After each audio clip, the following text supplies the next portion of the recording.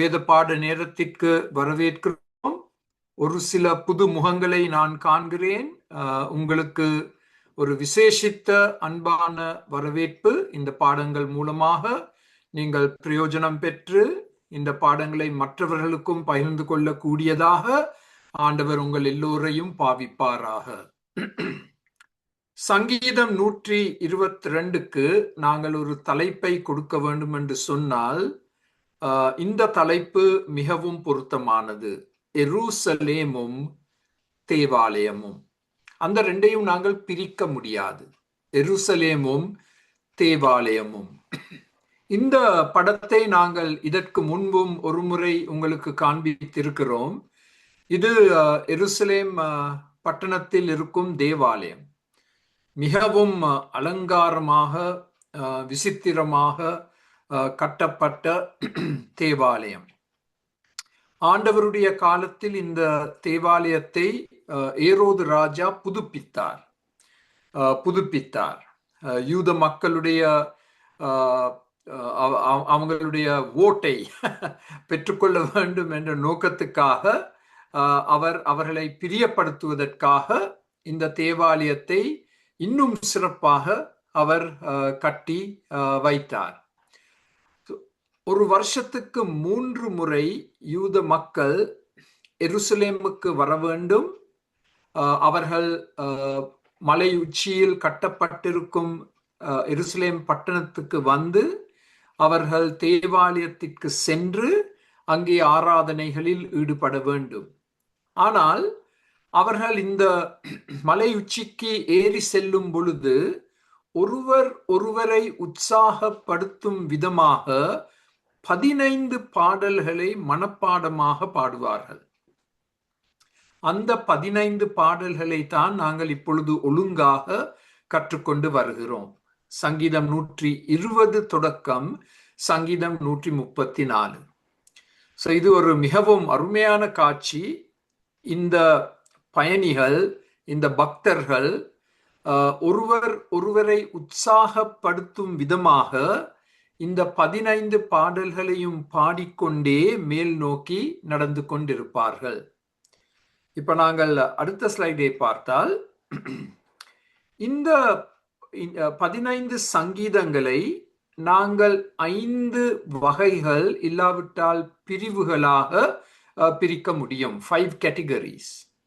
இதை நீங்கள் கவனமாக பார்த்தால் ஆங்கிலத்தில் இந்த டி என்ற வார்த்தையை பாவித்து அலிட்டரேஷன் கொடுக்கப்பட்டு ஒரு வேத நிபுணர் இவ்விதமாக இந்த 15 சங்கீதங்களையும் பிரித்திருக்கிறார்.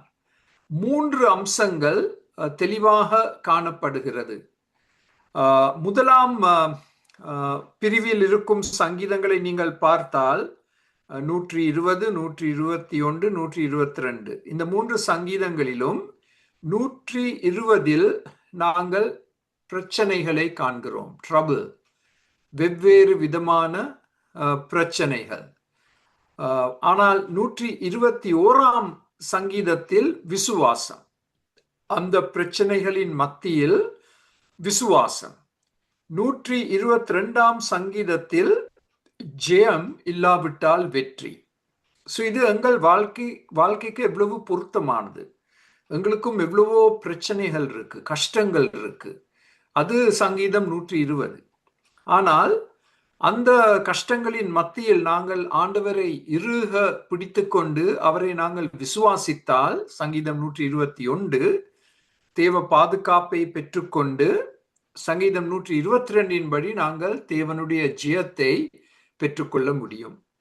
அதே விதமாக நீங்கள் மற்ற 4 பிரிவுகளையும் பார்க்கலாம். இது உங்களுக்கு ஒரு PDF ஆக அனுப்பி வைக்கப்படும். அதனால் நீங்கள் எழுத கஷ்டப்பட்டால் பரவாயில்லை. அந்த 3 வார்த்தைகளை எழுதி கொண்டால் நல்லது. Trouble, trust, triumph. பிரச்சனைகள், கஷ்டங்கள், விசுவாசம், அதன் மூலமாக வரும் மிகப்பெரிய வெற்றி இல்லாவிட்டால் ஜெயம். இப்ப அடுத்த ஸ்லைடில் நாங்கள் இந்த சங்கீதம் 122 நாங்கள் 3 முக்கிய குறிப்புகளின் அடியில் கவனிக்க போகிறோம். ஆங்கிலத்தில் A என்ற எழுத்தின் அடியில் முதலாம் வசனம், தேவ ஜனத்தோடு உற்சாகத்தோடு தேவ ஆராதனையில் ஈடுபடுவதை ஆவலோடு எதிர்பாருங்கள். அதுதான் முதலாம் வசனம். கர்த்தருடைய ஆலயத்திற்கு போவோம் வாருங்கள் என்று எனக்கு அவர்கள் சொன்னபோது நான் மகிழ்ச்சியாய் இருந்தேன். இது ஒரு மிக அருமையான வசனம்.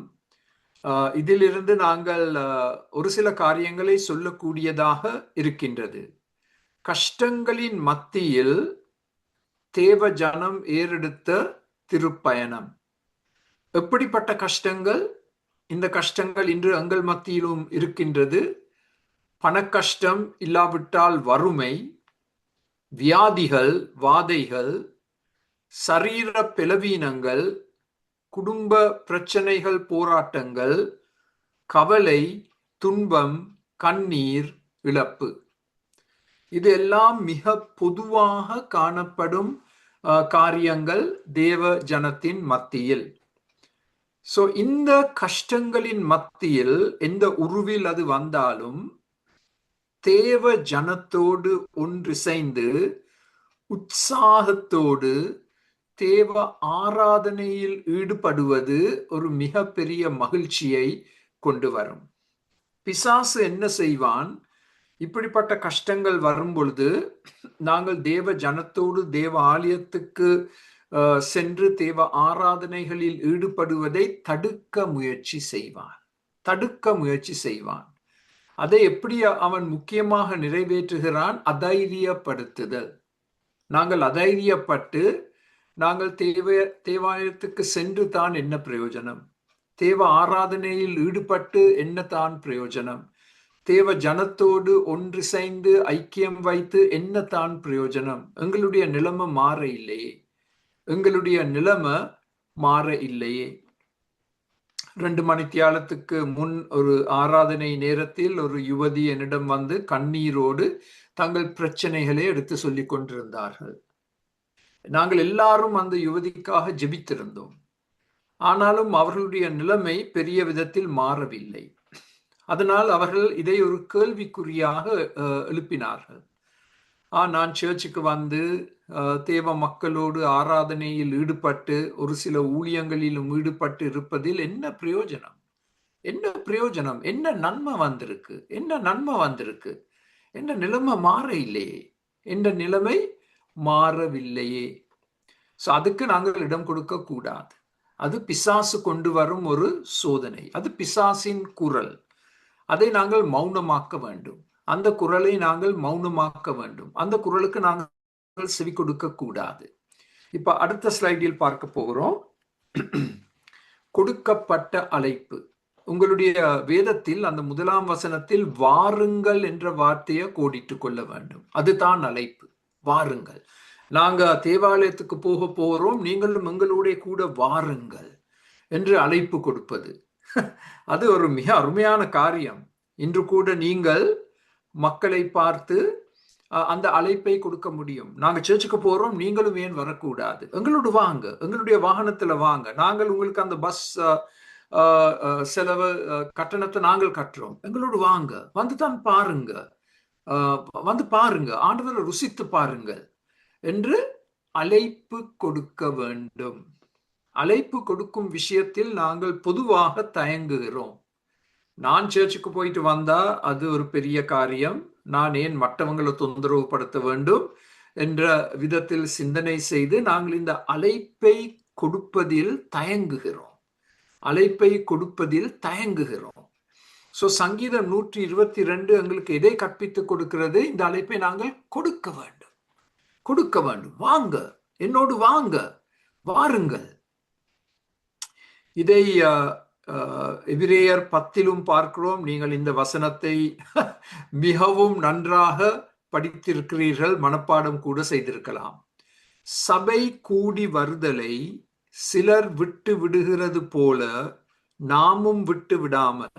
அந்த காலத்தில் கூட 2000 வருஷங்களுக்கு முன் சில விசுவாசிகள் சர்ச்சுக்கு ஒழுங்கா போக மாட்டாங்க, தேவாலயத்துக்கு போக மாட்டாங்க. அது அன்றிருந்த ஒரு பிரச்சனை, அந்த பிரச்சனை இன்னைக்கும் இருக்கு. ஒழுங்கா வர மாட்டாங்க. ஒருவருக்கொருவர் புத்தி சொல்ல கடவோம். பாத்தீங்களா, அதே வார்த்தை, அந்த அழைப்பு வார்த்தை, வாருங்கள் என்ற வார்த்தை. நாங்கள் புத்தி சொல்லுவோம், நாங்கள் காரணங்களை காட்டி சொல்வோம். ஏன் நீங்கள் தேவாலயத்துக்கு செல்ல வேண்டும் என்று நாங்கள் காரணங்களை காட்டுவோம். அவர்களை உற்சாகப்படுத்துவோம், அவர்களை நாங்கள் எங்களோட கூட எடுத்து செல்வோம். நாளானது சமீபத்து வருகிறதை எவ்வளவாய் பார்க்கிறீர்களோ அவ்வளவாய் புத்தி சொல்ல வேண்டும். இங்கே நாள் என்று சொன்னால் அது ஆண்டவருடைய 2ஆம் வருகை. ஆண்டவருடைய 2ஆம் வருகை மிகவும் நெருங்கி விட்டது. அதனால் நாங்கள் இன்னும் அதிக உற்சாகத்தோடு இந்த அழைப்பை கொடுக்க வேண்டும். எல்லாரும் தேவாலயத்துக்கு சென்று தேவ ஆராதனையில் ஈடுபடுவது, அதுதான் சந்தோஷத்தின் ரகசியம். சங்கீதம் 122 முதலாம் வசனம்.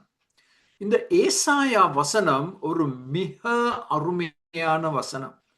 கடைசி காலங்களில் நடைபெற போகும் சம்பவத்தை தீர்க்க தரிசனமாக தீர்க்கதரிசி எங்களுக்கு எழுதுகிறார். இதை நீங்கள் கவனமாக வாசிக்க வேண்டும். உங்களோட கையில பேனா இருக்க வேண்டும். ஒரு சில வார்த்தைகளை நீங்கள் கோடிட்டுக் கொள்ள போகிறீர்கள். நான் சொல்லாமலே நீங்கள் ஒரு சில வார்த்தைகளை கோடிட்டு கொள்ள போகிறீர்கள். ஏசாயா 2. யாரோ உங்களோட மைக்க மியூட் பண்ண இல்ல, தயவு செய்து மியூட் பண்ணுங்க, இல்லாவிட்டா சத்தம் கேட்கும். நன்றி. ஏசாயா 2:2. கடைசி நாட்களில் கர்த்தருடைய ஆலயமாகிய பர்வதம் பர்வதங்களின் கொடிமுடியில் ஸ்தாபிக்கப்பட்டு மலைகளுக்கு மேலாய் உயர்த்தப்படும், எல்லா ஜாதிகளும் அதற்கு ஓடி வருவார்கள். சோ எருசலேம் ஒரு மலை உச்சியில் கட்டப்பட்ட பட்டணம். அந்த மலை உச்சியில் தேவாலயம் கட்டப்பட்டது. அதை தீர்க்கதரிசி ஞாபகப்படுத்துகிறார். இப்ப பாருங்கள், அவர் இறுதியில் சொல்லும் வார்த்தையில பாருங்கள், எல்லா ஜாதிகளும், யூதர்கள் மாத்திரமல்ல, கிறிஸ்தவர்கள், ஒவ்வொரு நாட்டில் இருந்தும் அதற்கு, இப்ப இதை நீங்க கோடிட்டுக் கொள்ள வேண்டும். பேனா இருக்கா கையில? ஓடி வருவார்கள். இது இன்று பெருசா நடைபெறவில்லை. எல்லாரும் நாங்கள் ஆலயத்துக்கு செல்ல வேண்டும் என்று அவ்வளவு உற்சாகத்தோடு ஓடி வரும் காட்சியை நாங்கள் பெருசா காண மாட்டோம். நாங்கள் அநேக முறை தயக்கத்தோடு தான் போறோம், ஓடி போக மாட்டோம். எவ்வளவு ஒரு அருமையான வார்த்தை, ஓடி வருவார்கள். இதை வைத்து நாங்கள் ஜெபிக்கலாம். ஆண்டவரே, தீர்க்கதரிசி சொன்ன இந்த வசனத்தின் அடிப்படையில் இன்று செயல்படும் ஆண்டவரே, இன்று செயல்படும். இன்று தேவ ஜனம் உற்சாகத்தோடு தேவாலயத்திற்கு ஓடி வர வேண்டும். இப்ப பாருங்கள், அடுத்த ஸ்லைடில் 3ஆம் வசனம், ஏசாயா 2:3. திரளான ஜனங்கள் புறப்பட்டு வந்து, திரளான என்ற வார்த்தையை கோடிட்டுக் கொள்ளுங்கள். எல்லாம் all power words, they are power words. திரளான ஜனங்கள் புறப்பட்டு வந்து, ஆயத்தத்தோடு வந்து, நாம் கர்த்தரின் பர்வதத்துக்கும் யாக்கோபின் தேவனுடைய ஆலயத்துக்கும் போவோம், வாருங்கள். அதே வார்த்தைகள் சங்கீதம் 122:1 சொல்லப்பட்டுள்ள அதே வார்த்தைகள். நாங்கள் இந்த தேவாலயத்துக்கு போகிறோம், நீங்களும் எங்களோட கூட வாருங்கள். போவோம், நாங்கள் போவோம், நீங்கள் வாருங்கள். நாங்கள் போவோம், நீங்கள் வாருங்கள். கோடிட்டு கொண்டீர்களா? திரளான ஜனங்கள், போவோம், வாருங்கள். அதன் பக்கத்துல நீங்க சங்கீதம் 122:1 எழுதி வைத்திருக்கலாம். அங்கே என்ன நடக்க போகுது? தேவாலயத்தில் என்ன நடக்க போகுது? அவர் தமது வழிகளை நமக்கு போதிப்பார், நாம் அவர் பாதைகளில் நடப்போம் என்றார்கள். அங்கே தேவ குரலை கேட்க போகிறோம். தேவன் தம்முடைய வழிகளில் எப்படி நாங்கள் நடக்க வேண்டும் என்பதை காண்பிக்க போகிறார். அதற்கு மறுமொழியாக நாங்கள் என்ன சொல்ல போகிறோம்? அவருடைய பாதைகளில் நாங்கள் நிச்சயமாக நடக்கத்தான் போகிறோம். ஏனெனில் சியோனிலிருந்து வேதமும் எருசலேமில் இருந்து கர்த்தரின் வசனமும் வெளிப்படும். அப்ப தேவாலயத்துக்கு செல்வதற்கு ஒரு முக்கிய காரணம் என்ன? ஒன்று தேவனை நாங்கள் ஆராதிக்க போகிறோம், மற்றது நாங்கள் தேவ வசனத்துக்கு செவி கொடுக்க போகிறோம். அதனால் தான் நாங்கள் சர்ச்சுக்கும் போறோம். ஒன்று நாங்கள் ஆராதனையில் ஈடுபடுகிறோம், இரண்டாவது தேவ வசனத்துக்கு நாங்கள் செவி கொடுக்கிறோம்.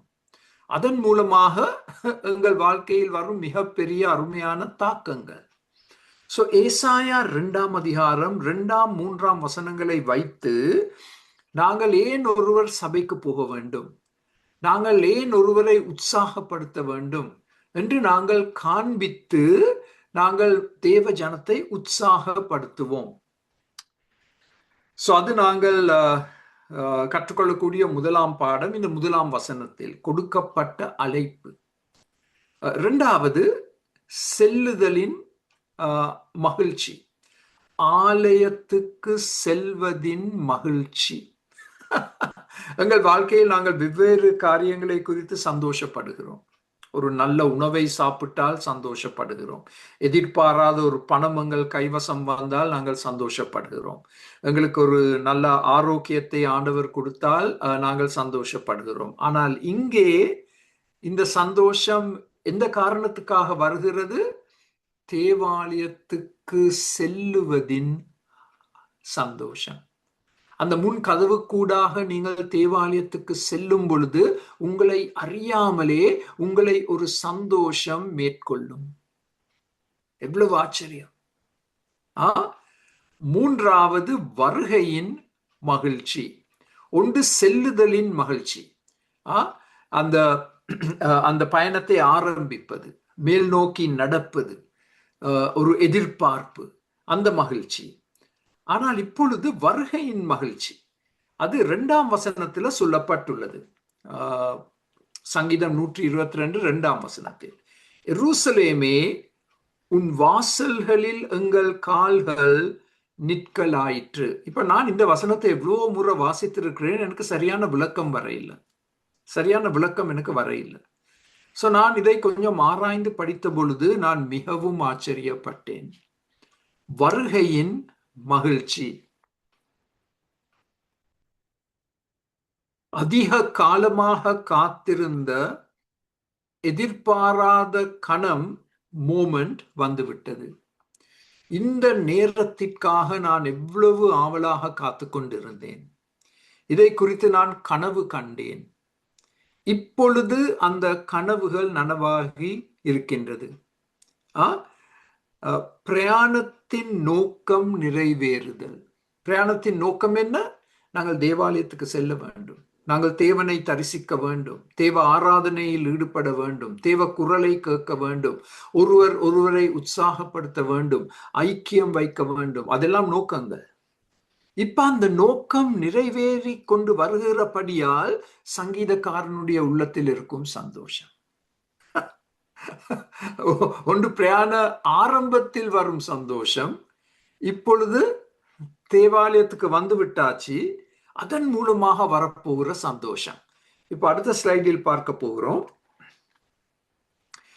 இந்த வார்த்தைகள் அவர்களுடைய வாயில் இருக்கும். பரிசுத்த நகரத்திற்கு வந்துவிட்டோம், பரிசுத்த நகரத்திற்கு வந்துவிட்டோம். எருசலேம் தேவாலயத்திற்கு வந்துவிட்டோம். பரிசுத்த நகரத்துக்கு வருவதே ஒரு பெரிய சாதனை, அதே ஒரு பெரிய சந்தோஷத்தை உருவாக்கும். ஆனால் இப்பொழுது இந்த 4ஆம் குறிப்பை பாருங்கள். எருசலேம் வாயில்களில் நின்று தேவாலயத்தை வியப்போடு பார்ப்பது. எருசலேமுக்குள் பிரவேசிக்க வேண்டுமென்றால் பெரிய மதில்கள் இருந்தது. அந்த மதில்கள் பாதுகாப்பு மதில்கள். ஆனால் அந்த மதில்களில் வெவ்வேறு இடங்களில் வாயில்கள், கேட்ஸ் இருக்கும். அந்த வாயில்கள் மூலமாகத்தான் பட்டணத்துக்குள்ள செல்லலாம், தேவாலயத்தை அணுக முடியும். இப்பொழுது இந்த பயணிகள், இந்த பக்தர்கள் இந்த வாயில்களில் நின்று, சுவர்களில் கட்டப்பட்டிருந்த இந்த வாயில்களில் நின்று அவர்கள் மிகவும் வியப்போடு தேவாலயத்தை பார்க்கிறார்கள். தேவாலயம் ஒரு மிக பெரிய கட்டிடம், மிகப்பெரிய கட்டிடம். கிட்டத்தட்ட 35 ஏக்கர்கள் உள்ளடங்கிய நிலப்பரப்பில் கட்டப்பட்ட கட்டிடம். ஸோ அந்த காலத்தில் செல்போன் கேமரா இருந்திருந்தால் இந்த பயணிகள் அந்த வாயில்களில் நின்று வியப்போடு தேவாலயத்தை பார்த்து அவர்கள் படம் எடுத்திருப்பார்கள். படம் எடுத்து உடனடியாக வாட்ஸ்அப் மூலமாக எல்லாருக்கும் அனுப்பி இருப்பார்கள். இது எங்களுடைய அனுபவம். பாருங்கள், நீங்களும் இதில் கலந்து கொள்ளுங்கள் என்ற விதத்தில் அவர்கள் படங்களை அனுப்பியிருப்பார்கள். இதெல்லாம் அந்த காலத்தில் இருந்திருந்தார், ஆனால் இருக்கவில்லை. 5ஆம் குறிப்பை பாருங்கள். அவர்களுடைய கால்கள், இந்த 2ஆம் வசனத்துல சொல்லப்பட்டுள்ளது நிற்கலாயிற்று. கால்கள் நிற்கலாயிற்று என்று சொன்னால் அவர்கள் வேகமாக தேவாலயத்தை நோக்கி நடக்கவில்லை. இந்த வாயில்கள் மூலமாக உட்பிரவேசிக்கும் நேரத்தில் அவர்கள் நின்று விட்டார்கள். They are taking the sight in ஆங்கிலத்தில் சொல்ல போனால் அவர்கள் தேவாலயத்தை கூர்ந்து அவதானிக்கிறார்கள். தூரத்தில் இருந்து அவர்கள் பரவசம் அடைகிறார்கள். அவர்கள் மெதுவாக காட்சியை சுவைத்து பார்க்கிறார்கள். இதற்காக நாங்கள் எவ்வளோ காலம் காத்திருந்தோம், ஆயத்தங்களை செய்தோம், பணத்தை சேகரித்தோம், உணவை தயார் செய்தோம். இப்பொழுது அந்த நேரம் பூர்த்தியாகி விட்டது. சந்தோஷ கண்ணீரை சிந்த ஆரம்பித்தார்கள். சந்தோஷ கண்ணீரை சிந்த ஆரம்பித்தார்கள். பாத்தீங்களா, இந்த ஒரு வசனத்தில் இருக்கும் அருமை. நான் இதை வாசித்து சும்மா வாசிக்காதவன் மாதிரி போய்விட்டேன். இந்த முறைத்தான் எனக்கு பெரிய விளக்கம் வந்துச்சு. இந்த 2ஆம் வசனத்தின் அருமை. Standing at the door of Jerusalem, gates of Jerusalem, looking at the temple and been awestruck by the temple. நாங்கள் பள்ளிக்கூடத்தில் இருந்த காலத்தில் ஒரு திரைப்படம் வந்தது. எனக்கு இந்த திரைப்பட தலைப்புகள் மனதில் நல்லா பதியும். அந்த திரைப்படத்தின் தலைப்பு வந்து நில், கவனி, காதலி. பள்ளிக்கூட நாட்கள்ல அப்படிப்பட்ட ஒரு தலைப்பை எப்படி மறக்க முடியும்? நில், கவனி, காதலி. இப்ப அதை நான் மாற்றி உங்களுக்கு கொடுத்திருக்கிறேன். நில், கவனி, சந்தோஷப்படு. நில், கவனி, பரவசம் அடைதல். நில், கவனி, ஆனந்த கண்ணீரை சிந்து. பாத்தீங்களா எவ்வளவு அழகாக இதை நீங்கள் விளக்கி சொல்லலாம். அதையும் பார்க்க மேன்மையானது இதை அனுபவித்தல். இதை அனுபவித்தல். சோ இதைத்தான் சங்கீதம் 100 நாங்கள் படித்தோம். 4ஆம் வசனம். அவர் வாசல்களில் துடியோடும் அவர் பிரகாரங்களில் புகழ்ச்சியோடும் பிரவேசித்து அவரை துதித்து அவருடைய நாமத்தை ஸ்தோத்திரியுங்கள். ஒரு பக்கத்துல மாபெரும் சந்தோஷம், மற்ற பக்கத்துல வாயில் இருந்து வெளிவரும் துதி வார்த்தைகள். பாருங்கள், பாவிக்கப்பட்டிருக்கும் 4 வார்த்தைகள். சங்கீதம் 104. துதியோடும் புகழ்ச்சியோடும் துதித்து ஸ்தோத்திரியுங்கள். 4 வார்த்தைகள் பாவிக்கப்பட்டுள்ளது. சங்கீதக்காரனினால் அந்த துதியை வெளிப்படுத்துவது, அந்த உள்ளத்தில் இருக்கும் உணர்ச்சிகளை வெளிப்படுத்துவது, தேவனை ஸ்தோத்தரிப்பது. இங்கேயும் நீங்கள் அவதானிக்க வேண்டிய ஒரு முக்கிய வார்த்தை இருக்கு, பிரவேசித்து. தேவாலயத்திற்குள் பிரவேசிக்க வேண்டும். அழைப்பு கொடுக்கப்பட்டது ஒரு காரியம், வாருங்கள், வாங்க வாங்க, கம் கம் கம் கம். இப்ப நாங்க பிரயாணத்தை எடுத்திருக்கிறோம். இப்பொழுது நாங்கள் உள்ளே பிரவேசிக்க வேண்டும். உள்ளே பிரவேசிக்க வேண்டும். அதன் மூலமாக வரும் துதிகள், வரும் புகழ்ச்சி ஆண்டவரை ஸ்தோத்தரிப்பது. அருமையானவர்களே, இவ்விதமாகத்தான் நாங்கள் எங்கள் உள்ளத்தை ஆயத்தப்படுத்த வேண்டும். கர்த்தருடைய தினத்தில் கர்த்தருடைய ஆலயத்துக்கு சென்று கர்த்தரை தரிசிப்பது. இதுதான் ஆயத்தம். சங்கீதம் 122 முதல் 2 வசனங்கள். இப்ப அடுத்த ஸ்லைடை பார்த்தால்,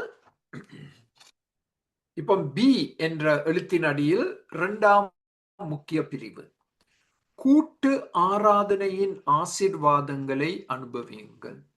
இப்ப தேவாலயத்துக்கு வந்து விட்டார்கள். இப்ப கூட்டு ஆராதனையில், கோஆபரேட் வர்ஷிப், அதில் ஈடுபட போகிறார்கள். அதன் மூலமாக வரப்போகிற ஆசீர்வாதங்கள் பாத்தீங்களா? இப்ப பிசாசு இந்த ஆராதனையை தடை செய்கிறான். ஆ அவனுக்கு தெரியும்.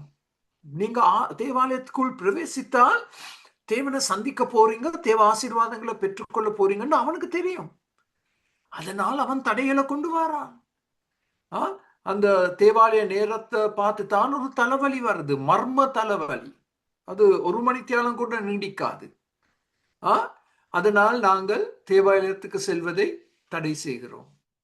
இன்று 2 மணித்தியாலத்துக்கு முன் நான் கலந்து கொண்ட ஆராதனை நேரத்தில், ஆராதனைக்கு முன் நல்ல மழை, கடுமையான மழை. அப்ப நான் எனக்குள் சிந்தித்துக் கொண்டேன், இன்னைக்கு பெருசா யாரும் வரமாட்டாங்க, இன்னைக்கு ஆள் நடமாட்டம் குறைவாக தான் இருக்கும் என்று நான் போகும் பொழுது நான் ஆச்சரியப்பட்டேன். பொதுவாக வரும் எல்லோரும் வந்திருந்தார்கள். ஒரு நல்ல ஆசீர்வாதமான ஆராதனையை ஆண்டவர் எங்களுக்கு கொடுத்தார். நாங்கள் எறும்பை பற்றி 12 காரியங்களை படித்தோம் அந்த ஆராதனையில். நான் அந்த ஆராதனையிலிருந்து வெளிவரும் பொழுது சந்தோஷத்தோடு வெளிவந்தேன். அந்த மழை எவ்வளவு மோசமாக பெய்த பொழுதிலும் அது ஒரு தடையாக அமையாமல் எல்லோரும் வந்து கலந்து கொண்டு தேவ ஆசீர்வாதத்தை பெற்றுக்கொண்டு வீடு நோக்கி திரும்பிக் கொண்டிருந்தார்கள். இந்த 3ஆம் வசனத்தில் சொல்லப்பட்டுள்ள காரியத்தை பாருங்கள். எருசலேம் இசை வினைப்பான நகரமாய் கட்டப்பட்டிருக்கிறது. அதன் அர்த்தம் என்ன? எருசலேம் நெருக்கமாய் ஒன்றிணைக்கப்பட்ட பர்வதத்தின் மேல் கட்டப்பட்ட பட்டணம். வீடுகள் கட்டப்படும் பொழுது இடைவெளிகள் இல்லாமல் கட்டப்பட்டிருந்தது. பெருசா இந்த மரங்கள் எல்லாம் நட்டுவதற்கு இடம் இல்லை, தோட்டம் வைக்கிறதுக்கு இடம் இல்லை. It was compact. ஆங்கிலத்தில் மிக அருமையான வார்த்தை இந்த கம்பேக்ட் என்ற வார்த்தை. It was built compact, house by house, side by side. ஒரு வீட்டின் பக்கத்து இன்னும் ஒரு வீடு, இடைவெளிகள் எதுவும் இல்லை. ஸோ இதை வைத்து சங்கீதக்காரன் சொல்றார், இதுதான் கிறிஸ்தவ ஐக்கியம். எப்படி இந்த வீடுகள் பக்கம் பக்கமாக கட்டப்பட்டிருந்ததோ இடைவெளிகள் இல்லாமல், நாங்கள் தேவாலயத்தில் தேவ ஆராதனையில் ஈடுபடும் பொழுது ஆண்டவர் எங்களை ஒன்றிணைக்கிறார். ஆண்டவர் எங்களை ஒன்றிணைக்கிறார். சரியா, ஒரு அந்த சூப்பர் க்ளூ என்று சொல்வோம், அதை போட்டு எப்படி நாங்கள் 2 பேப்பர் துண்டுகளை நன்றாக இணைக்க முடியுமோ, ஒட்ட முடியுமோ, அதே விதமாக தேவாலயத்தில் நாங்கள் எல்லாரும் ஒருவரோடு ஒட்டப்படுகிறோம். we are super glued together. அதையும் பிசாசு பிரிக்க முயற்சி செய்வான். சண்டைகளை கொண்டு வருவான், குழப்பங்களை கொண்டு வருவான், மனவேதனைகளை கொண்டு வருவான். எவ்வளவு முறை இது நடந்திருக்கிறதை நாங்கள் காண்கிறோம். ஆனால் இந்த வசனத்தின்படி அது நடைபெறாமல் இருப்பதற்கு நாங்கள் நடவடிக்கைகள் எடுக்க வேண்டும். ஆராதனையில் ஈடுபட்டால் ஆண்டவர் எங்களை ஒன்றிணைக்க போகிறார். நெருக்கமான கிறிஸ்தவ ஐக்கியத்தை நாங்கள் அனுபவிக்க போகிறோம். இதை நாங்கள் அப்போஸ்தலர் 2 வாசிக்கின்றோம். ஆதி திருச்சபை ஆரம்பமான கட்டத்தில் பாருங்கள் இந்த வார்த்தைகளை. அவர்கள் ஆதி விசுவாசிகள் ஒருமனப்பட்டவர்களாய், எவ்வளவு முக்கியமான வார்த்தை, ஒருமனப்பட்டவர்களாய் தேவாலயத்திலே, இது அந்த காலத்தில் இருந்த தேவாலயத்திலே அணு தினமும் தரித்திருந்து. அணுத்தினமும் என்ற வார்த்தையை கோடிட்டுக் கொள்ளுங்கள். நாங்க ஆலயத்துக்கு போறது வாரத்துல ஒரு முறை தான். இந்த ஆதி திருச்சபை விசுவாசிகள் ஒவ்வொரு நாளும் அணுதினமும் தேவாலயத்துக்கு சென்றார்கள். வீடுகள் தோறும் அப்பம் பிட்டு மகிழ்ச்சியோடும், அந்த வார்த்தை வருது திரும்பவும், மகிழ்ச்சியோடும் கபடமில்லாத இருதயத்தோடும் போஜனம் பண்ணி. ஸோ இதுல 2 காரியங்களை நீங்கள் அவதானிக்க வேண்டும். ஒன்று கூட்டு ஆராதனை. எல்லாரும் தேவாலயத்துக்கு செல்வார்கள் கூட்டு ஆராதனையில் ஈடுபடுவதற்காக. ஏன் தேவாலயம்? அங்கதான் 3000க்கு மேலானவர்களை ஒன்று சேர்க்க முடியும். தேவாலயத்தை தவிர வேறு இடங்கள் இருக்க இல்லை 3000 பேரை ஒரே நேரத்தில் ஒரு இடத்தில் வைத்திருப்பதற்கு. அதனால் தான் தேவாலயத்துக்கு போனாங்க, அந்த 3000 பேரும் ரட்சிக்கப்பட்ட பிறகு. ஆனால் அது மாத்திரம் போதாது. அதனால் அவர்கள் என்ன செய்தார்கள்? இங்கிலீஷ்ல நாங்க சொல்லுவோம் ஸ்மால் குரூப்ஸ் என்று, செல் குரூப்ஸ் என்று சொல்வோம். இப்ப வீடுகள் வீடுகளாக சின்ன எண்ணிக்கையில் அவர்கள் ஒன்று சேர்ந்து மிகவும் மகிழ்ச்சியோடு அப்பம் பிட்டு திருவிருந்தில் கலந்து கொண்டு அவர்கள் போஜனம் பண்ணினார்கள், உணவு அருந்தினார்கள். ஸோ இன்று நாங்கள் செல் குரூப்ஸ், ஹோம் குரூப்ஸ் என்று சொல்றோம். அது எப்பொழுது ஆரம்பமானது? 2000 வருஷங்களுக்கு முன்பு. இது நாங்கள் கண்டுபிடித்த காரியம் இல்ல, இது 2000 வருஷங்களுக்கு முன்னமே இருந்தது. ஆதி திருச்சபையில் வீடு வீடுகளாய் போய் கூட்டங்கள், குட்டி கூட்டங்களை வச்சு அங்கே சிறிய எண்ணிக்கையில் ஒன்று சேர்ந்து திருவிருந்தில் ஈடுபட்டு நல்லா தோசை சாப்பிட்டு ரொட்டி சாப்பிட்டு அவர்கள் ஐக்கியத்தை மேன்மைப்படுத்தினார்கள், ஐக்கியத்தை மேன்மைப்படுத்தினார்கள். ஸோ நாங்கள் ரெண்டிலும் கலந்து கொள்ள வேண்டும். ஒன்று தேவாலயத்தில் நடைபெறும் கூட்டு ஆராதனை, ரெண்டு இந்த வீடுகளில் நடைபெறும் ஸ்மால் குரூப்ஸ். நான் மிகவும் ஆசீர்வதிக்கப்பட்டிருக்கிறேன். அப்படிப்பட்ட இந்த வீட்டு ஆராதனைகளில் ஈடுபட எவ்வளவோ சந்தர்ப்பங்களே ஆண்டவர் கொடுத்திருக்கிறார். அருமையான நேரங்கள், அருமையான நேரங்கள். நேற்று நான் 17 ஆண்களோடு கிட்டத்தட்ட 2 மணி தியாலங்களாக நாங்கள் ஒரு சீஷத்துவ நேரத்தை வைத்தோம். 17 ஆண்கள், 3 ஆண்களை ஒன்று சேர்ப்பதே ஒரு பெரிய காரியம். 17 ஆண்கள், அதுவும் 2 மணி தியாலங்களாக. அதுதான் தேவ கிருபையின் ஆச்சரியங்கள், தேவ வல்லமையின் ஆச்சரியங்கள். அதை நாங்கள் ஊக்குவிக்க வேண்டும், அதை நாங்கள் இன்னும் அதிகமாக கடைபிடிக்க வேண்டும். இப்ப அடுத்த ஸ்லைடில் 47ஆம் வசனத்தில் இந்த சின்ன குழுக்கள் வீடுகளில் தேவனை துதித்து போஜனம் பண்ணினார்கள், தேவனை துதித்தார்கள், அப்பம் புட்குதலில் ஈடுபட்டார்கள், தேவ வசனத்துக்கு செவி கொடுத்தார்கள். ஜனங்கள் எல்லாரிடத்திலும் தயவு பெற்றிருந்தார்கள். ஜனங்கள் இந்த கிறிஸ்தவர்களுக்கு பெரிய மதிப்பை கொடுத்தார்கள், கிறிஸ்தவர்களை கௌரவத்தை கொடுத்தார்கள்.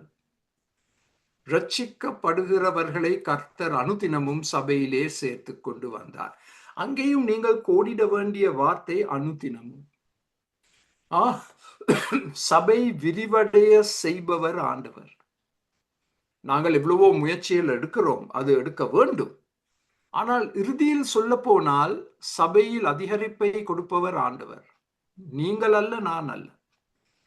நாங்கள் நினைக்கிறோம் பெரிய நல்ல மியூசிக் எல்லாம் போட்டு அந்த விதமாக நாங்கள் ஆட்களை ரட்சிப்புக்குள் கொண்டு வரலாம். அது ஆண்டவருடைய செயல், முற்றிலும் ஆண்டவருடைய செயல்.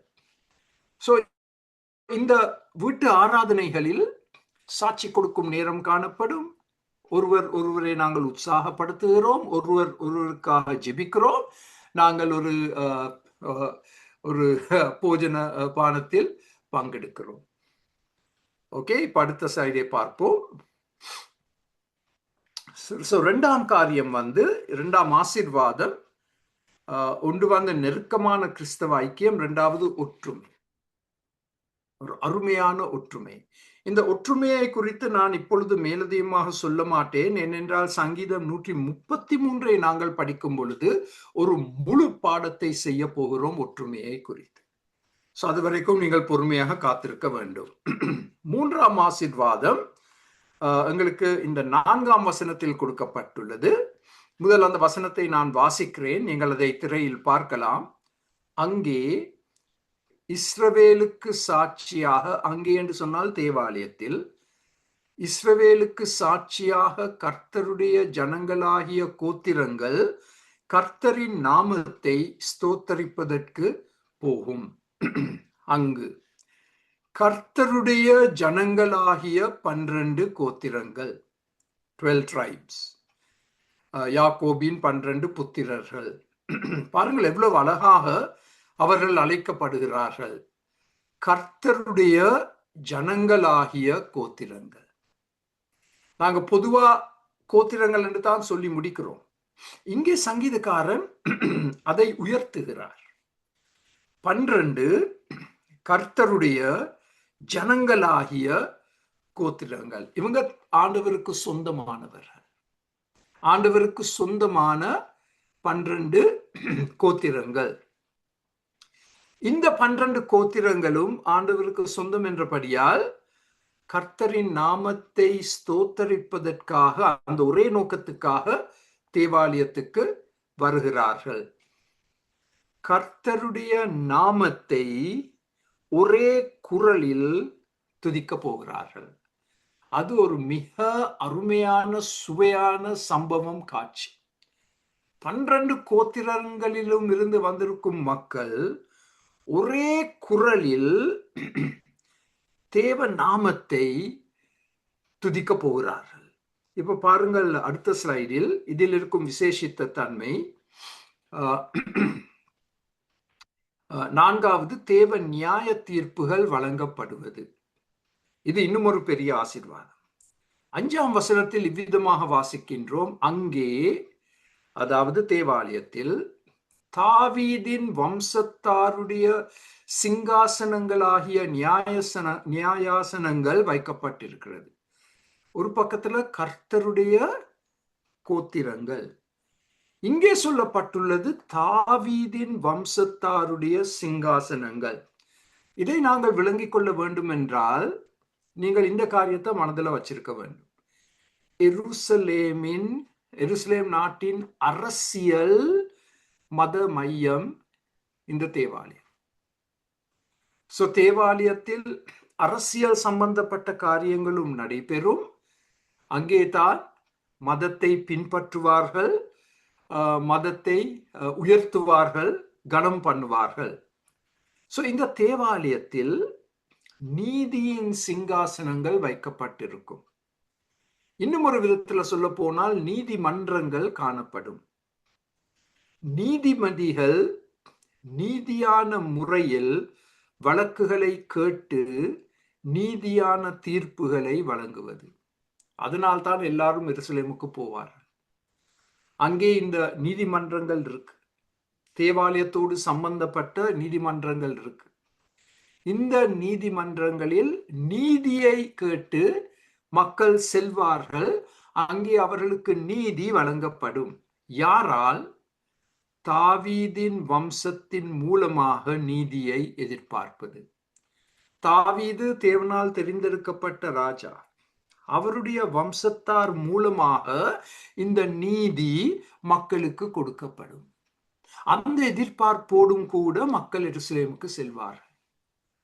எனக்கு நீதி கிடைக்க வேண்டும், அதனால் நான் ஆண்டவரை நம்பி இருக்கிறேன், நீதிமன்றத்துக்கு செல்வேன். அங்கே தாவீதின் வம்சத்தார் அந்த நீதிமன்றங்களில் நீதிபதிகளாக உட்கார்ந்து சரியான தீர்ப்பை வழங்குவார்கள். அதை நான் ஏற்றுக்கொள்வேன்.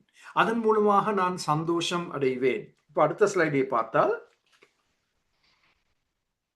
இதை இந்த 2 வசனங்களில் நாங்கள் அவதானிக்க கூடியதாக இருக்கின்றது. 2 சாமுவேல் 8 தாவீதின் குமாரரோ பிரதானிகளாய் இருந்தார்கள். அவர்கள் முக்கிய இடங்களை வைத்திருந்தார்கள். They occupied the high positions. அது நீதிமன்றமாக இருக்கலாம், அரசியல் சம்பந்தப்பட்ட காரியங்களாக இருக்கலாம். தாவீதின் வம்சத்தின் மூலமாக.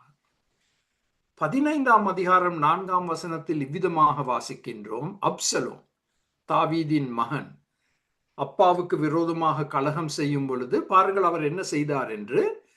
வழக்கு வியாஜ்யமுள்ளவர்கள் எல்லாரும் என்னிடத்தில் வந்து நான் அவர்களுக்கு நியாயம் செய்யும்படிக்கு என்னை தேசத்திலே நியாயாதிபதியாக வைத்தால் நலமாயிருக்கும் என்பார். மக்கள் தேவாலயத்துக்கு வரும் பொழுது மக்கள் அவரை தாண்டி செல்ல வேண்டும். அப்ப அவங்களுடைய செவிக்குள் அப்சலோம் இப்படிப்பட்ட வார்த்தைகளை பேசுவார். என்னை நாட்டின் நியாயாதிபதியாக நீங்கள் எல்லாரும் ஏற்றுக்கொண்டால் உங்களுக்கு நன்மைகள் வரும். அந்த விதமான வார்த்தைகள் மூலமாக மக்களை ஏமாற்றி வஞ்சித்து அந்த பதவிக்குள் வந்தார். சோ தாவீதின் வம்சத்தாருக்கு இந்த பொறுப்பு கொடுக்கப்பட்டிருந்தது. நீதியுள்ள முறையில் நியாய தீர்ப்புகளை கேட்டு, வழக்குகளை கேட்டு நீதியை வழங்கி கொடுப்பது. இப்போ சி என்ற முக்கிய எழுத்தின் கீழ் நாங்கள் பார்க்க போகும் மூன்றாம் காரியம் தேவ ஜனத்தின் ஜெபம். 6ஆம் வசனத்திலிருந்து 9ஆம் வசனம் வரைக்கும் சமாதானம் என்ற வார்த்தை 3 முறை பாவிக்கப்பட்டுள்ளது. நீங்கள் உங்களுடைய பேனாவை எடுத்து அந்த 3ஐயும் கோடிட்டுக் கொள்ளலாம். 6ஆம் வசனம் தொடக்கம் 9ஆம் வசனம் வரைக்கும். சோ தேவ ஜனம் தேவாலயத்துக்கு வந்து விட்டார்கள், தேவ ஆராதனையில் ஈடுபடுகிறார்கள். யார் யாருக்கு வழக்குகள் இருக்கோ நீதியுள்ள வழக்கை பெற்றுக்கொள்ளும்படியாக அவர்கள் அதை நோக்கி செல்கிறார்கள். ஆனால் அதே சமயம் தேவ ஜனம் ஜெபிக்க போகிறார்கள். வெவ்வேறு காரணங்களுக்காக ஜெபிக்க போகிறார்கள். முதலாவதாக சொல்லப்பட்டுள்ள காரியம் எருசலேம் பட்டணத்தின் சமாதானத்திற்காக, நலத்திற்காக ஜெபித்தல். அதாவது நாட்டு மக்களுக்காக ஜெபித்தல். அது எவ்வளவு முக்கியமான ஒரு காரியம். அடுத்த ஸ்லைடில் அதை நாங்கள் பார்க்கலாம். 6ஆம் வசனத்தில் எருசலேமின் சமாதானத்துக்காக வேண்டிக் கொள்ளுங்கள், உன்னை நேசிக்கிறவர்கள் சுகித்திருப்பார்களாக. இதை நாங்கள் எங்களுடைய குடும்ப ஜெபங்களிலும், தனிப்பட்ட ஜெபங்களிலும், சபை ஜெபங்களிலும் செய்வது நல்லது. எருசலேமின் சமாதானத்திற்காக ஜெபிப்பது, எருசலேமில் வாழும் மக்களின் நலத்திற்காக ஜெபிப்பது. ஏன் இது முக்கியம்? 8000 முறை, 8000 டைம்ஸ், 8000 முறை எருசலேம் வேதத்தில் குறிப்பிடப்பட்டுள்ளது. ஸ்டகரிங் 8000 டைம்ஸ். அதன் அர்த்தம் என்ன?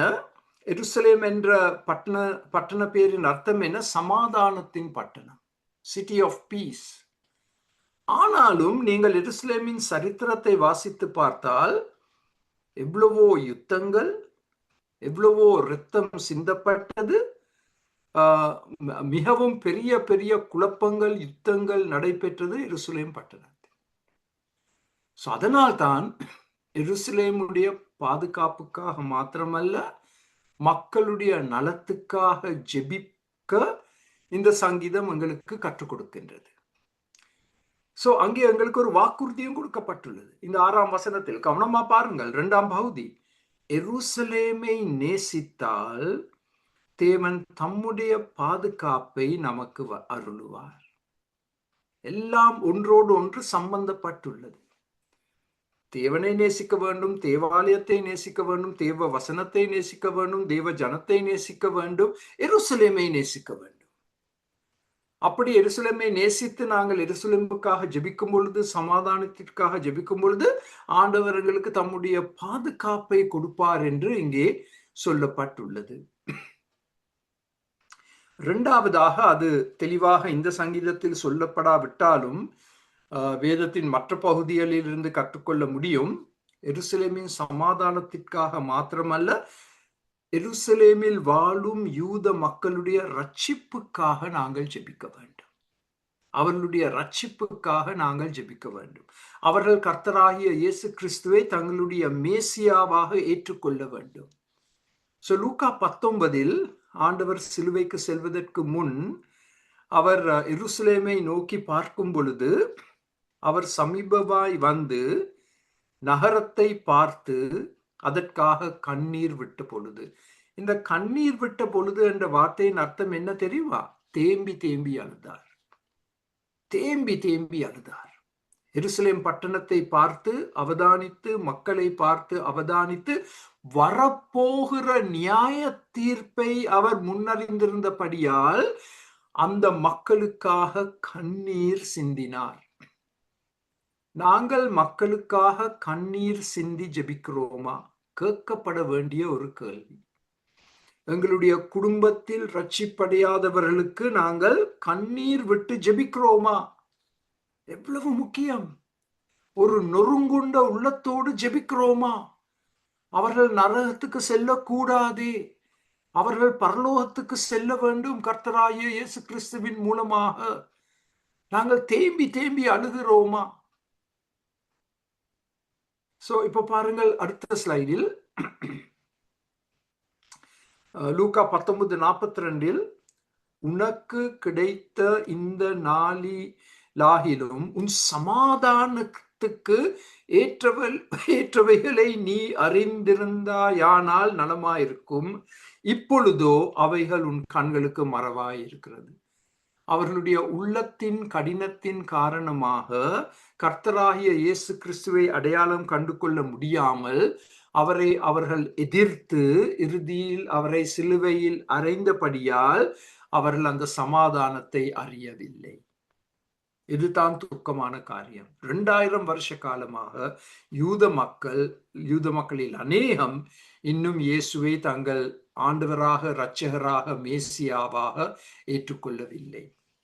சோ எருசலேமின் சமாதானத்துக்காக நாங்கள் ஜெபிக்க வேண்டும், யூத மக்களுடைய ரட்சிப்புக்காக நாங்கள் ஜெபிக்க வேண்டும். மூன்றாவதாக 7ஆம் வசனத்துல சொல்லப்பட்டிருக்கு, மதில்களுக்குள் சமாதானம், உன் அலங்கத்திற்குள்ளே சமாதானமும் உன் அரண்மனைகளுக்குள்ளே சுகமும் இருப்பதாக. அதன் அர்த்தம் என்ன? இந்த மதில்கள் என்று சொன்னால் இந்த மதில்கள் பக்கங்களில் தான் இராணுவம் தங்கி இருக்கும், நாட்டை பாதுகாப்பதற்காக. சுவர்கள் இருக்கு, ஆனால் அந்த சுவர்களோடு இராணுவம் காணப்படும். இந்த இராணுவத்தார் தான் நாட்டை பாதுகாப்பார்கள். சோ இங்கே நாங்கள் இராணுவத்திற்காக ஜெபிக்க அழைக்கப்பட்டிருக்கிறோம். சோ பொது மக்களுக்காக ஜெபிக்க வேண்டும், பட்டணத்துக்காக ஜெபிக்க வேண்டும், சமாதானத்திற்காக ஜெபிக்க வேண்டும். இப்பொழுது இராணுவத்துக்காக ஜெபிக்க அழைக்கப்பட்டிருக்கிறோம். அதே போல் அரண்மனைகளில் சமாதானம் சுகமும் இருப்பதாக. சோ அரண்மனைகளில் செழிப்பு என்று சொன்னால் அரண்மனைகளில் தான் நாட்டை அரசாட்சி செய்பவர்கள் வாழ்வார்கள், the palaces. சோ அந்த அரண்மனைகளில் வாழும் அரசியல்வாதிகள், நாட்டை அரசாட்சி செய்பவர்கள், அவர்களுக்காக ஜெபிப்பது. பாத்தீங்களா, இந்த சங்கீதத்தை வைத்து நாங்கள் ஒரு ஜெப வேண்டுகோளை நாங்கள் கொடுக்க முடியும். வெவ்வேறு காரணங்களுக்காக ஜெபிக்க இந்த சங்கீதம் உங்களுக்கு கற்றுக் கொடுக்கிறது. It is a prayer tool, it is a prayer manual. Psalm 122. நாட்டை அரசாட்சி செய்பவர்களுக்காக ஜெபிப்பது. இப்ப அடுத்த ஸ்லைடை பார்த்தால், நெக்ஸ்ட் ஸ்லைட். 5ஆவதாக 8ஆம் வசனத்தின் அடிப்படையில், என் சகோதரர் நிமித்தமும் என் சிநேகிதர் நிமித்தமும் உன்னில் சமாதானம் இருப்பதாக என்பேன். அதன் அர்த்தம் என்ன? என்னோடு பிரயாணம் எடுத்த சகோதரர்களுக்காக ஜெபிப்பது, அவர்கள் சமாதானத்துக்காக ஜெபிப்பது, என்னுடைய நண்பர்களுக்காக ஜெபிப்பது. எவ்வளவு அழகான ஜெப வேண்டுகோள்கள்.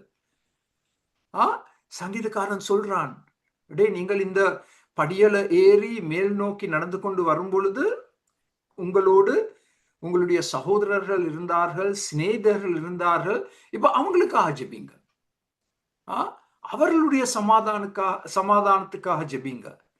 மேல் நோக்கி நடக்கும் பொழுது, பாட்டுக்களை பாடிக்கொண்டு செல்லும் பொழுது ஒருவர் தங்களுடைய கதைகளை சொல்வார்கள்,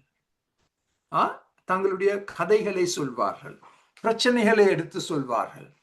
சோ நாங்கள் முழு தேவ குடும்பத்திற்காகவும் ஜெபிக்க எங்களுக்கு அழைப்பு கொடுக்கப்பட்டிருக்கிறது. நாட்டு மக்களுக்காக ஜெபிப்பது, ஆனால் இங்கே தேவ குடும்பத்திற்காக நாங்கள் ஜெபிப்பது. இப்ப 6ஆவதாக, தேவாலயம் எருசலேமில் இருக்கிறபடியால் அதன் நலனுக்காக பிரயாசப்படுவேன், செயற்படுவேன். பாருங்கள் 9ஆம் வசனம். எங்கள் தேவனாகிய கர்த்தரின் ஆலயத்தின் நிமித்தம் உனக்கு நன்மையுண்டாக தேடுவேன். ஜெபிப்பது மாத்திரம் போதாது. அதுதான் இந்த 9ஆம் வசனம். ஜெபிப்பது மாத்திரம் போதாது, ஜெபத்தோடு சம்பந்தப்பட்ட கிரியைகளில் ஈடுபட வேண்டும். Praying for peace alone is not enough. We have to be active in bringing about that peace. அதற்காக நாங்கள் செயல்பட வேண்டும். இந்த சமாதானம் வருவதற்கு, இந்த ரட்சிப்பு வருவதற்கு நாங்கள் ஏதோ ஒரு விதத்தில் நாங்கள் செயற்பட வேண்டும், பிரயாசப்பட வேண்டும். ஜெபமும் செயல்படுவதும் எப்பொழுதும் ரெண்டும் ஒன்றாக செல்லும். அதை நெகேமியா புத்தகத்தில் சிறந்த முறையில் நீங்கள் பார்க்கலாம். ஒரு பக்கத்துல சுவரை கட்டி கொண்டிருந்தாங்க, மற்ற பக்கத்துல ஜெபித்து கொண்டிருந்தாங்க. ஒரு பக்கத்துல அவர்கள் மக்களை பாதுகாத்து கொண்டிருந்தாங்க, மற்ற பக்கத்துல ஜெபித்து கொண்டிருந்தாங்க. ரெண்டும் ஒன்றா செயல்படும். ஜெபமும் நாங்கள் ஈடுபட்டிருக்கும் கிரியைகளும் எப்பொழுதும் ஒன்றாக செயல்பட வேண்டும். ஜெபித்த பிறகு நான் கேட்க வேண்டிய கேள்வி, இப்ப நான் என்ன செய்ய வேண்டும்? ஜெபிப்பது மாத்திரம் போதாது.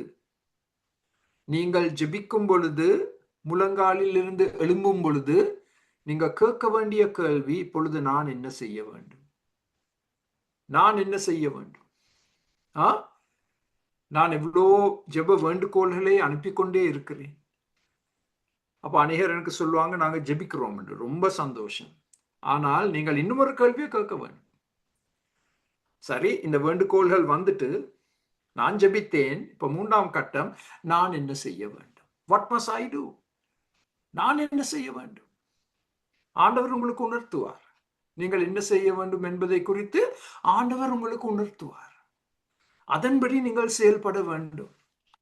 இப்ப அடுத்த ஸ்லைடை பார்த்தால், நெகேமியா 2:10 நெகேமியாவை குறித்து, இதோ ஓரோனியனான சன்பலாத்தும் அம்மோனியனான தொபியா என்னும் ஊழியக்காரனும் கேட்டபோது, அதாவது நெகேமியா இந்த சுவர்களை கட்ட வந்திருக்கிறார் என்ற செய்தியை கேட்டதும், இஸ்ரவேல் புத்திரரின் நன்மையை விசாரிக்க ஒருவன் வந்தான் என்பது அவர்களுக்கு மிகவும் துக்கமாயிருந்தது. இஸ்ரவேல் பாலாகிய நிலைமையில் இருந்தது. சுவர்கள் எல்லாம் கீழே விழுந்திருந்தது. தேவாலயம் அழிவடைந்திருந்தது. எருசலேமின் நன்மைக்காக, இஸ்ரவேல் மக்களின் நன்மைக்காக ஒருவரை ஆண்டவர் எழுப்பினார். அவருடைய பெயர் நெகேமியா. இந்த நெகேமியா எருசலேமுக்கு வந்தபோது அவர் வருகையின் நோக்கத்தை இந்த 2 எதிரிகளும் கேட்ட பொழுது மிகவும் துக்கமடைந்தார்கள், எதிர்க்க ஆரம்பித்தார்கள். சோ இங்கே உங்களுடைய பெயர், என்னுடைய பெயர் போடப்பட முடியுமா? தேவ ஜனத்தின் நன்மையை விசாரிக்க ஒருவன் வந்தான் என்று உங்களை குறித்தும் என்னை குறித்தும் சொல்லப்பட முடியுமா? எங்களுடைய கிராமத்தில், எங்களுடைய தோட்டத்தில், எங்களுடைய பட்டணத்தில் உங்களை பார்த்து, என்னை பார்த்து மக்கள் இப்படி சொல்ல முடியுமா? தேவ சபையை குறித்து விசாரிக்க ஒருவன் வந்திருக்கிறான். நற்செய்தியை பரப்புவதற்காக ஒருவன் வந்திருக்கிறான். தேவ திருச்சபையை கட்டுவதற்காக ஒருவன் வந்திருக்கிறான் என்று எங்களை குறித்து சாட்சி கொடுக்கக்கூடியதாக இருக்கின்றதா? அந்த விதத்தில் நாங்கள் வாழ வேண்டும், அந்த விதத்தில் நாங்கள் செயல்பட வேண்டும். இந்த சமாதானம் என்ற வார்த்தை 3 முறை வருவதை நீங்கள் அவதானிக்கலாம்.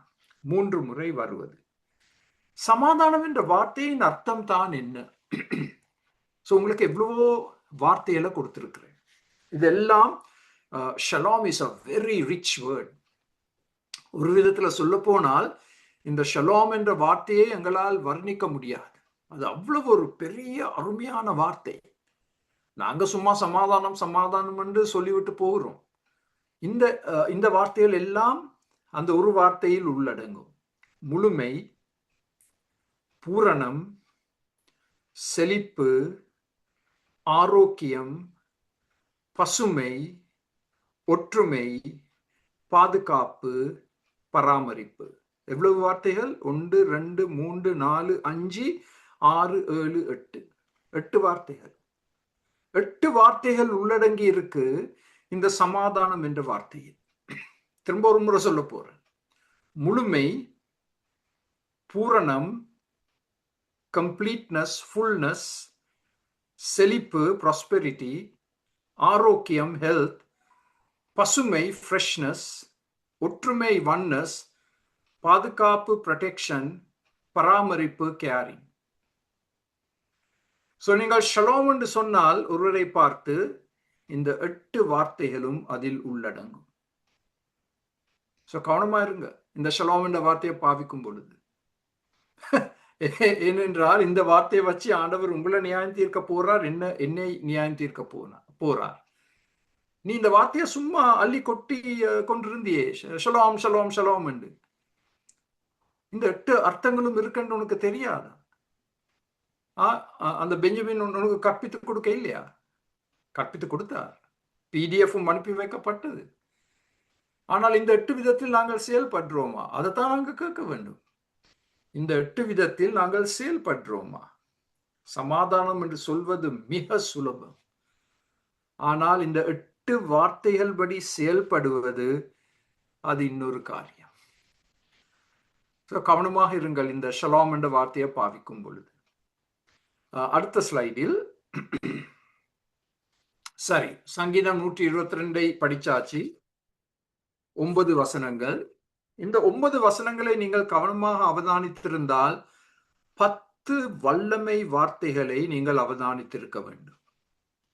இந்த ஒரு சங்கீதத்தை வைத்து 10 வல்லமை வார்த்தைகள், 10 power words in one song. இவற்றை நாங்கள் பார்க்க போகிறோம் மிக சுருக்கமாக. முதலாவது ஆராதனையின் வல்லமை. ஆராதனையின் வல்லமை. நீங்கள் வாழ்க்கையில் எந்த சூழ்நிலையில் இருந்தாலும் ஆராதனை செய்யும் பொழுது அதில் ஒரு பெரிய வல்லமை இருக்கின்றது. சோ தயவு செய்து மௌனமாக இருக்க வேண்டாம்.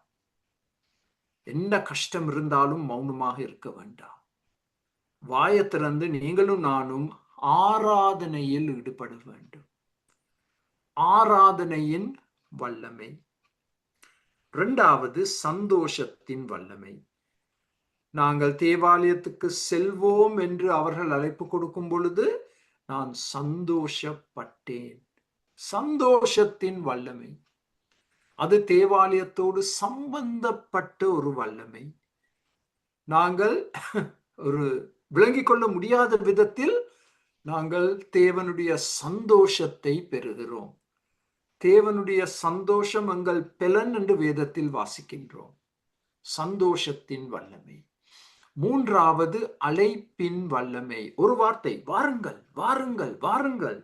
ஏன் தயங்கிக் கொண்டிருக்கிறீங்க? ஏன் இன்னைக்கு நீங்க சர்ச்சுக்கு வர இல்ல? அழைப்பின் வல்லமை. ஏன் நாம் தனிமையா தேவாலயத்துக்கு செல்ல வேண்டும்? நீங்களும் வாங்க, நீங்களும் வாங்க, நீங்களும் வாங்க, நீங்களும் வாங்க. நான் அந்த பஸ் கட்டணத்தை நான் கட்டுறேன், அதை ஆண்டவர் கவனிச்சுக் கொள்வார், நீங்க வாங்க. அழைப்பின் வல்லமை. அழைப்பு கொடுத்து கொண்டே இருங்க. ஒவ்வொரு வாரமும் அழைப்பு கொடுத்து கொண்டிருங்க.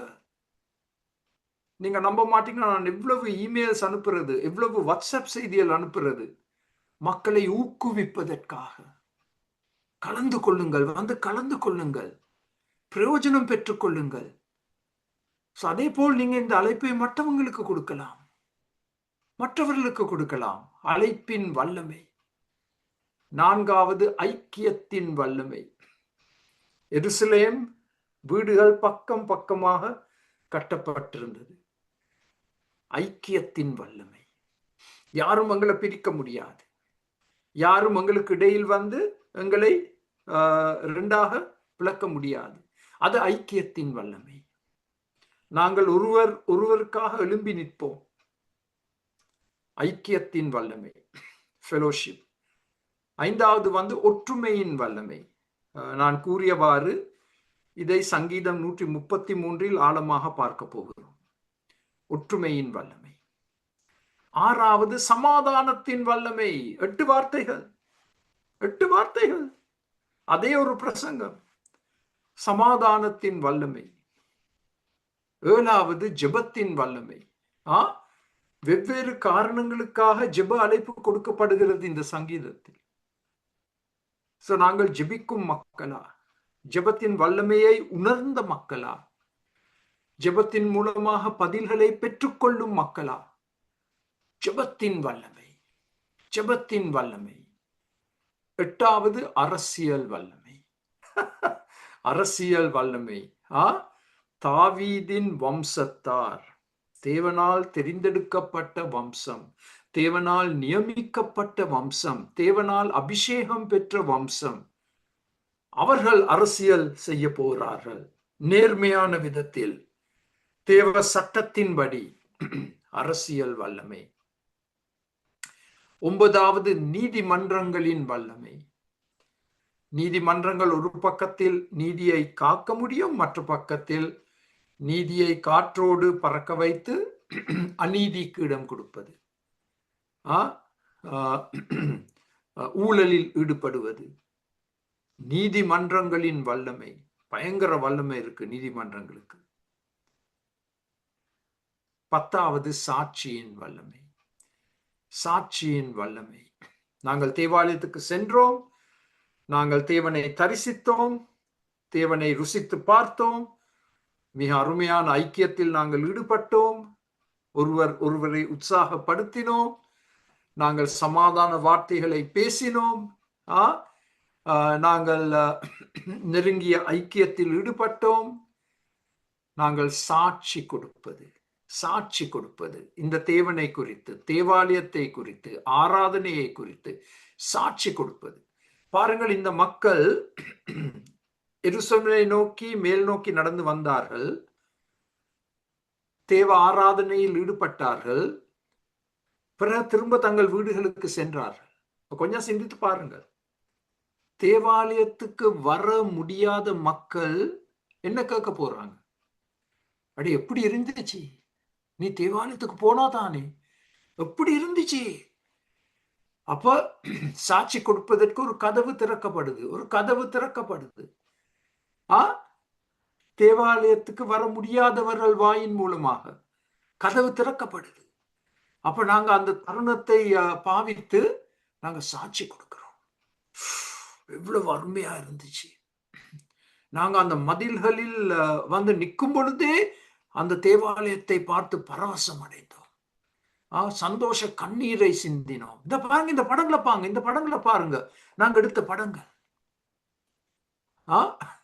இந்த வீடியோவை பாருங்கள், இந்த வீடியோவில் உங்களுக்கே விளங்கும் தேவாலயத்தில் நடைபெற்ற ஆராதனை. சாட்சி கொடுப்பது. அருமையானவரே, ஒவ்வொரு முறையும் நாங்கள் தேவாலய ஆராதனைகளில் ஈடுபடும் பொழுது, சபை ஆராதனைகளில் ஈடுபடும் பொழுது, அது எதில் முடிவடைய வேண்டும்? சாட்சியில் முடிவடைய வேண்டும்.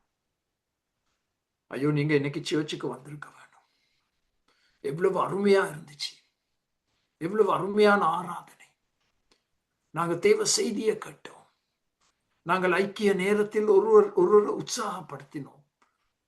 சாட்சியின் வல்லமை.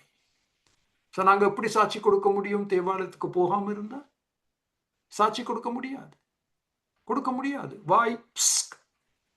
வாய் மூடப்பட்டிருக்கு. அருமையானவர்களே, சங்கீதம் 122 எருசலேமும் தேவாலயம் ரெண்டையும் பிரிக்க முடியாது.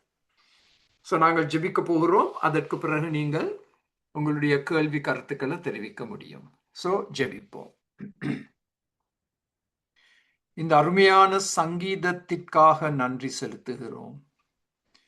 இந்த சங்கீதத்தின் மூலமாக நாங்கள் கற்றுக்கொண்ட இந்த 10 வல்லமைகளுக்காக நன்றி செலுத்துகிறோம்.